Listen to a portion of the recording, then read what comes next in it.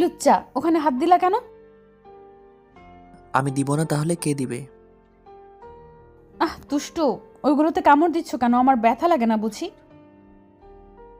জান, কামড় দিচ্ছি না তো, লাভ বাইট দিচ্ছি। কেন, তোমার ভালো লাগে না? না, তেমন নয়। ভালো লাগে, কিন্তু মাঝে মাঝে জোরে কামড় দিয়ে ফেলো, তখন অনেক ব্যথা করে। সবে আদর করতে শুরু করেছি তো, ওই জন্য এমন মনে হচ্ছে। আদর করি, দেখো তোমারও ভালো লাগবে।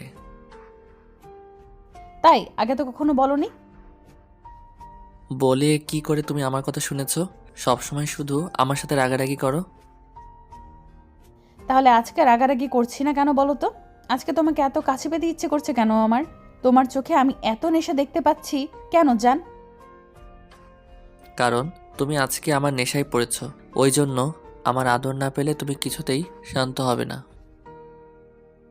ও তাই, ওই জন্যই তো মনে হচ্ছে আমার ভেতরে আগুন জ্বলছে, যে আগুনটা কেউ নিভাতে পারবে না, একমাত্র তুমি ছাড়া। তোমাকে নিজের থেকে মিশিয়ে না নিলে, তোমার আদর না করলে আমার কিচ্ছু ঠিক হবে না। তাই? তাহলে তো তোমাকে আদর করতে হয়, না হলে তোমার ভেতরে আগুনটা কিছুতেই নিভবে না। আমি তো বারণ করিনি, আমি তো চাই তুমি আজকে আমাকে আদর করো, আমার ভেতরের সব জ্বালাটা নিভিয়ে দাও। আমি যেন তোমার ভালোবাসায় নিজেকে হারিয়ে ফেলতে পারি। প্লিজ বাবু, আমাকে আদর করো আমাকে। আদর তো করব, ওই জন্য তো তোমাকে এভাবে মাতাল করেছি। আচ্ছা শোনো, আজকে না তোমাকে অনেক বেশি হট লাগছে জান। কেন জান? আগে লাগতো না বুঝি? নাকি আগে আমি দেখতে খারাপ ছিলাম? না, তেমনটা নয়, কিন্তু আগে তো তুমি কখনোই আমাকে তোমার কাছে আসতে দিতে না। আর আজকে কাছ থেকে দেখতে দিচ্ছ। তারপর তুমি এমন সুন্দর করে শাড়িটা পরেছো, যেটাতে তোমাকে দেখতে এত বেশি হট লাগছে। মনে হচ্ছে তোমাকে মন ভরে আদর করি। আগে তোমাকে কাছে আসতে দেইনি কেন বলো তো? আর আজকে তাহলে কেন আসতে দিচ্ছি? আজকে তোমার কথাগুলো না আমার কাছে কেমন যেন গুলিয়ে যাচ্ছে। প্লিজ বলো শোনা। ওইসব নিয়ে তোমাকে ভাবতে হবে না। তুমি আমার চোখের দিকে তাকাও, দেখো এই চোখে কি দেখতে পাও। মাহিমের কথায় মৌয়ের চোখের দিকে তাকিয়ে রইল একটা ঘোর লাগা দৃষ্টিতে। মৌ মাহিমের শার্টের কলার ধরে ওর অনেকটা কাছে নিয়ে আসে আর বলে, এই দুষ্টু, তুমি ওইভাবে আমার দিকে তাকিয়ে আছো কেন? তোমার চোখে যে ভালোবাসার আগুন জ্বলছে, সেই আগুনে আমার পুড়ে যেতে ইচ্ছে করছে। এমন কেন মনে হচ্ছে আমার জান? কারণ আজকে তোমার আমার থেকে ভালোবাসা পেতে ইচ্ছা করছে, অনেক বেশি আদরের চাইতে ইচ্ছা করছে। ওই জন্য আজকে কিন্তু আমিও তোমার চোখে পুরো নেশা দেখতে পাচ্ছি। তাহলে তুমি আমাকে আদর করছো না কেন? ওই আগুনে আমাকে পুড়িয়ে দাও, আমি তোমার মধ্যে হারিয়ে যেতে চাই জান। সত্যি তো? সবটা বুঝিয়ে বলছো তো, পাগলি? আরে বাবা হ্যাঁ, তুমি জানো না আমি কতটা হট? তুমি তো নিজেই বললে আমার ভেতরেও কেমন যেন আগুন জ্বলছে। মনে হচ্ছে তোমার স্পর্শ না পেলে আমি পাগল হয়ে যাব, মরে যাব। ওই জন্যই তো আজকে হটটাকে আজকে ঠান্ডা করে দিব। এমনভাবে ঠান্ডা করব যেন তুমি সারা জীবনের জন্য আমার হয়ে যাও, কখনো আমাকে ছেড়ে যাওয়ার কথা কল্পনাও করতে পারবে না। তুমি যদি আমাকে অনেক সুখ দিতে পারো, তাহলে আমি তোমাকে প্রত্যেক দিন এইভাবে নিজের করে চাই। অনেক বেশি আদর চাই তোমার থেকে। পারবে আমাকে অনেক বেশি সুখ দিতে? জান, খুব ভালো করে পারবো। আর পারবো বলেই তোমার কাছে আসছি। তুমি জানো না আমি তোমাকে কতটা বেশি ভালোবাসি, কত বেশি আদর করতে চাই, কত বেশি নিজের কাছে চাই। আজকে তুমি বুঝতে পারবে আমার আদরটা পেয়ে আমি তোমাকে কি পরিমাণে ভালোবাসি। তুমি সে তখন থেকে বলছো তুমি আমাকে আদর করবে, তুমি আমাকে ভালোবাসো, কিন্তু একটুও আমাকে ভালোবাসছো না। আমাকে যদি বাসতে তাহলে আগে থেকেই অনেক বেশি আদর করতে। প্লিজ আমাকে আদর করো বাবু, আর দূরে সরিয়ে রেখো না। আমি থাকতে পারছি না জান তোমাকে ছাড়া। আমি অপেক্ষা করছি এই জন্যই যেন তুমি পুরো পাগল হয়ে যাও, আর আমার ভালোবাসা না পেয়ে শান্ত হতে না পারো। প্লিজ দুষ্টুমি করো না। আমি আর থাকতে পারছি না, পুরো পাগল হয়ে যাচ্ছি, মনে হচ্ছে আমি মরে যাব তোমার স্পর্শ না পেলে। প্লিজ আমাকে নিজের করে নাও, নিজের সাথে মিশিয়ে নাও, একটু ভালোবাসো আমাকে। মৌ কথাটা বলেই মাহিমকে নিজের আরও কাছে টেনে নিল। মাহিম একটা মুচকি হাসি দিয়ে এবার ওদের 4 ঠোঁট এক করে দিল। তারপর দুজন দুজনকে পাগলের মতো কিস দিতে লাগলো। দুজন দুজনকে এমন গভীরভাবে কিস করছে যেন মনে হচ্ছে এর জন্য কত দিনের ভালোবাসার বহিঃপ্রকাশ।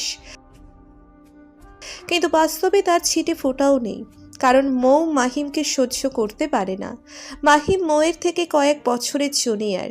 সম্পর্কে ওরা স্বামী স্ত্রী, আর স্বামী স্ত্রী হলেও না আছে ওদের মাঝে স্বামী স্ত্রীর সম্পর্ক, না আছে কোনো ভালো আন্ডারস্ট্যান্ডিং। মাহিম মৌকে প্রচণ্ড পরিমাণে ভালোবাসে, তাই ওকে বোঝানোর চেষ্টা করলেও যেন মৌ সেটা বুঝতে চায় না। মাহিম বারবার ওকে জিজ্ঞেস করেছে, আচ্ছা, তোমার কোনো বয়ফ্রেন্ড আছে নাকি তুমি আমাকে ভালোবাসো? আমি তো জানি তোমার কোনো বয়ফ্রেন্ড নেই, তাহলে কেন আমাকে ভালোবাসতে পারো না? কেন আমাকে স্বামী হিসেবে মানতে পারবে না? মাহিমের কথাতে মৌ কোনো জবাব দিত না। মাহিম জানে না মৌকে কেন মেনে নিতে পারে না। তো মাহিম মৌয়ের সারা মুখে, নাকে, কানে, গলায়, ঘাড়ে কিস করতে লাগলো। মাহিম মৌয়ের শরীরের এক প্রকার উষ্ণতা বুঝতে পারছে। ওর প্রতিটা স্পর্শে মৌ কেঁপে কেঁপে উঠছিল আর ঘন ঘন নিঃশ্বাস নিচ্ছিল, আর ওকে আঁকড়ে ধরছিল। আজকে মৌয়ের মাথায় পুরো নেশাটা চড়ে বসেছে, যার জন্য ওকে সম্পূর্ণ আদরটা না করলে মৌ শান্ত হবে না। মৌ বারবার মাহিমের থেকে সেই স্পর্শটা চাইছে, যে স্পর্শটা ভালোবাসার সর্বশ্রেষ্ঠ। কিন্তু মাহিম এত তাড়াতাড়ি ওকে আদর করাটা শেষ করতে চায় না, তাই ওকে চুমুতে ভরিয়ে দিচ্ছে। মৌ পাগলের মতো মাহিমকে কিস করে যাচ্ছে। মাহিম কিস করতে করতে ওর শরীর থেকে সব কাপড়গুলো সরিয়ে দেয়। মৌ থাকতে না পেরে মাহিমের শার্টটা খুলে দিয়ে সারা শরীরে কিস করতে থাকে। মাহিম আদর করতে করতে মৌয়ের নাভিতে চলে আসে। খেয়াল করে ওর নাভিটা এতটা কিউট লাগছে, যেটা ও আগে কখনো খেয়াল করেনি, আর খেয়াল করবেই বা কী করে। মৌ ওকে কখনো কাছে আসতে দেয়নি। মৌ মাহিমের স্পর্শ না পেয়ে চোখ খুলে দেখল মাহিম ওর নাভির দিকে ড্যাব ড্যাব করে তাকিয়ে। তখন ও বলে, ওইখানে কিস দিবে না, সব জায়গায় তো কিস দিলেন, প্লিজ ওইখানেও আদর করে দাও, আমি আর থাকতে পারছি না জান। মাহিম মৌয়ের নাভিতে কয়েকটা কিস করে দিল। সাথে সাথে মৌ নিচের ঠোঁট জোড়া দাঁত দিয়ে কামড়ে ধরে, আর 2 হাতে মাহিমের মাথাটা ওর পেটের সাথে শক্ত করে চেপে ধরল। মাহিম ওকে ছাড়িয়ে নিল। তারপর আর দেরি না করে ওকে নিচের ভালোবাসায় ভরিয়ে দিতে লাগলো। মৌ খুঁজে পেল মাহিমের থেকে নতুন একটা সুখের ঠিকানা। এমন সুখ পেয়ে মৌ আনন্দে আত্মহারা হয়ে চোখের পানি ফেলতে লাগলো। ও এত শক্ত করে মাহিমকে জড়িয়ে ধরেছে, যার জন্য ওর নখের আঁচড়গুলো মাহিমের পিঠে বসে যাচ্ছে। সেদিকে কারো ভ্রুক্ষেপ নেই। দুজন দুজনকে ভালোবাসায় ভরিয়ে দিতে ব্যস্ত হয়ে পড়েছে। আপনারা ভাবছেন এখানে কি এমন হলো তার জন্য, তাই না? মৌ যদি মাহিমকে মেনে নাই নেয়, তাহলে মাহিম ওকে আদর করছে কি করে? তার উপরে যদি মাহিম মৌকে মেনে না নেয়, তাহলে আজকে এরকমভাবে ওর সাথে কথা বলল কেন, তাই তো? তাহলে শুনুন, মৌ মাহিমের পাশের এলাকাতেই থাকতো। মৌয়ের আব্বুর সাথে মাহিমের আব্বুর ব্যবসায়িক সূত্রে অনেক ভালো একটা বন্ধুত্বপূর্ণ সম্পর্ক রয়েছে। মাহিমের আব্বুকে অনেক বেশি সাহায্য করেছে, তাই যখন যেভাবে সাহায্য চাই সেইভাবে মাহিমের আব্বু সেটা করেছে। মাহিম খুব ভালো করে জানতো মৌ ওর থেকে সিনিয়র, তাই দূরে থাকার চেষ্টা করত।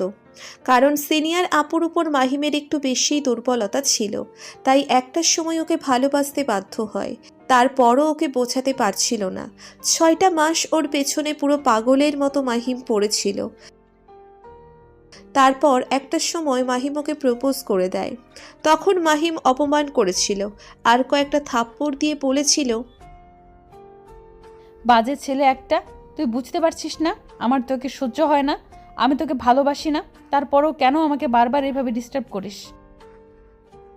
আমি তো তোমাকে ভালোবাসি, তাই বারবার তোমার কাছে ফিরে আসি। আসলে ভালোবাসলে নির্লজ্জ বেহায়া না হয়ে মানুষ পারে না, জানো তো। এই জন্য 6টা মাস ধরে তোমাকে বোঝানোর চেষ্টা করেও পারিনি।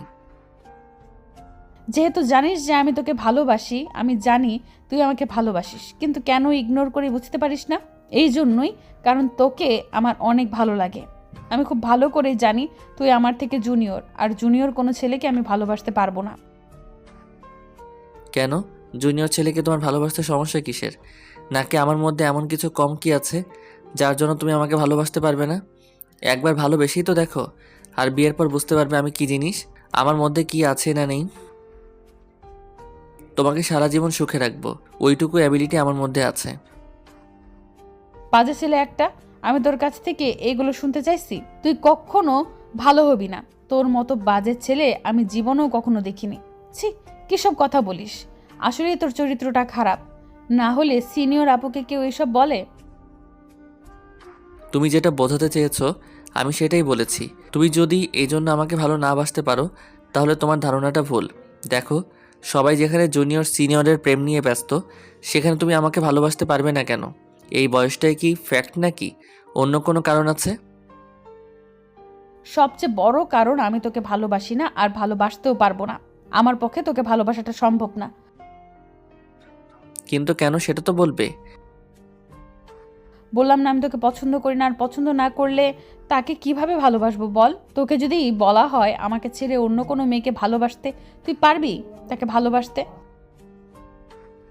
আমি অত কিছু জানি না, আমি শুধু তোমাকে ভালোবাসি আর তোমাকে চাই। তুমি আমাকে ভালোবাসবে কিনা বলো, না হলে কিন্তু আমি বাসায় গিয়ে সবটা বলে দিব। বললাম তো বাসতে পারবো না। আর তোর বাসায় গিয়ে যা বলার তুই বলতে পারিস। বাসায় গিয়ে সব বললে আর উল্টো তোরা আব্বু আম্মুর কাছে বকা খাবি।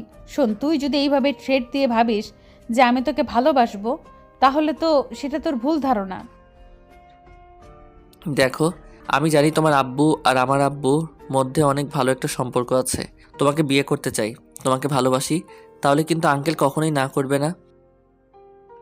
যা খুশি তুই তাই করো, তারপরেও তুই আমার সামনে আসিস না। তাহলে আমার জন্য সেটা অনেক হবে তো। প্লিজ আমাকে ডিস্টার্ব করিস না। ওকে, ডিস্টার্ব করবো না, কিন্তু আমাদের দেখা হবে বাসর ঘরে। তুমি এটা মিলিয়ে নিও। মৌ সেদিন মাহিমের কথাই পাত্তা দেয়নি, কিন্তু মাহিম অনেক রেগে গিয়েছিল মৌয়ের উপর। কারণ 6টা মাস ওকে বোঝানোর চেষ্টা করছে বড়লোকের ছেলে মাহিম, যেখানে শত শত মেয়ে ওর কিউটনেস আর স্মার্ট আর স্টাইলিশ হ্যান্ডসাম চেহারা দেখেই ফিদা হয়ে যায়, ওর পেছনে পড়ে থাকে। সেখানে মৌয়ের এমন বিহেভিয়ারের কথাটা ভাবতেই রাগ হচ্ছিল। মাহিম বাসায় গিয়েই একটা ফুলদানি দেওয়ালের সাথে ছুঁড়ে মারে। আপু এসে ওর সামনে দাঁড়ায় আর ওকে বলে কি হয়েছে। মাহিম আপুকে সবটা বললে তখন আপু বলতে শুরু করে, এই বিষয়ের জন্য এভাবে রেগে থাকা লাগে? তুমি তো আমাকে আগে বলতে পারতে। তুমি জানো না মৌয়ের আব্বুর সাথে আমার সম্পর্কটা কতটা ভালো? এত কিছু জানতে চাই না, তুমি মৌকে আমার করে দিবা কিনা বলো। আমি ওকে ভালোবাসি আর ওকেই চাই, যে করি হোক আমার ওকেই চাই। তুমি এখন কিভাবে কি করবে আমি জানি না। আমি যদি ওকে না পাই তাহলে কিন্তু আমি বাসা ছেড়ে চলে যাব। আব্বু তোমাকে কিছু করতে হবে না। তুমি মৌকে পছন্দ করো সেটা আমাকে বলছো। দেখো তোমাদের বিয়েটা কত তাড়াতাড়ি হয়। তোমার আম্মু তো সেই কবে থেকেই তোমাকে বলছে বিয়ে করার জন্য, কিন্তু তুমিই তো করছো না। আজকে তো বললাম তুমি শীঘ্রই আমাদের বিয়েটার ব্যবস্থা করো, যদি না করো তাহলে আমার থেকে খারাপ আর কেউ হবে না। আব্বু সেদিন বিকেলেই মৌয়ের আব্বুর সাথে কথা বলে, আর সব শোনার পর মৌয়ের আব্বু না করতে পারেনি। যেহেতু এতদিনের বন্ধুত্ব আর মেয়ে ওনার চোখের সামনেই থাকবে, ছেলেটাও খারাপ নয়, তাই বিয়েতে রাজি হয়ে গেছিল। 1 সপ্তাহের মধ্যে আব্বু ওদের বিয়েটা ঠিক করে ফেলে। এমন কিছু শোনার সাথে সাথেই মৌ যেন রেগে আগুন হয়ে যায়, বাসার সব কিছু ভাঙতে শুরু করে দেয়। মৌয়ের আব্বু আর কোনো উপায় না পেয়ে ওকে কসম দিয়েছিল ও যদি বিয়েটা না করে তাহলে ওর আব্বুর মরা মুখ দেখবে। আব্বুর এরকম কথা শুনে মৌ কিছুক্ষণের জন্য শান্ত হয়ে গেছিল। তারপর আম্মু মৌকে বোঝালে ও বিয়েটা করে নিতে বাধ্য হয়। বিয়ের রাত থেকেই মৌ মাহিমের উপর আরও রেগে যায়, ওকে থাপ্পড় মারে, নানাভাবে অবহেলা করে বলে, শোন, তুই যেমন রাগ করে আমাকে বিয়েটা করেছিস, তেমনি আমি আজকে তোকে বলে রাখলাম কখনো তোকে স্বামী হিসেবে মানবো না। আজকে থেকে তুই বুঝতে পারবি অবহেলা কাকে বলে। তারপর থেকে 1টা বছর হয়ে গেছে ওদের সম্পর্ক ঠিক হচ্ছে না। মাহিম মৌকে অনেকভাবে বোঝানোর চেষ্টা করে, কিন্তু কিছুতেই ওর কথা শুনবে না। শুধু বারবার বলে ও মাহিমকে ডিভোর্স দিবে, কিন্তু মাহিম ওকে ডিভোর্স দিতে নারাজ, তাই কি করবে ভেবে পাচ্ছিল না। তখন ওর একটা ফ্রেন্ড ওকে বলে মৌকে নিজের মায়ায় ফেলতে, না হলে ওকে ভালোবাসায় ভরিয়ে দিতে। তাহলে ওদের মাঝে একটা বেবি আসলে তখন হয়তো মৌ ওকে মেনে নিবে। মাহিম কি করে কাজটা করবে ভেবে পাচ্ছিল না। তখন ওর বন্ধু বলে মৌকে নেশা জাতীয় ঔষধ খাইয়ে দিতে। তাতে হয়তো মৌ মাহিমের নেশায় পড়ে যাবে আর ওর কাছে অনেক বেশি আদর চাইবে। মাহিম সেটাই করে, আর তাতেই মৌ মাহিমের থেকে আদর আর ভালোবাসাটা পেতে চায়। মাহিম মৌকে ইচ্ছে মতো আদর করে, তারপর ওকে বুকের সাথে জড়িয়ে নিয়ে ঘুমিয়ে পড়ে।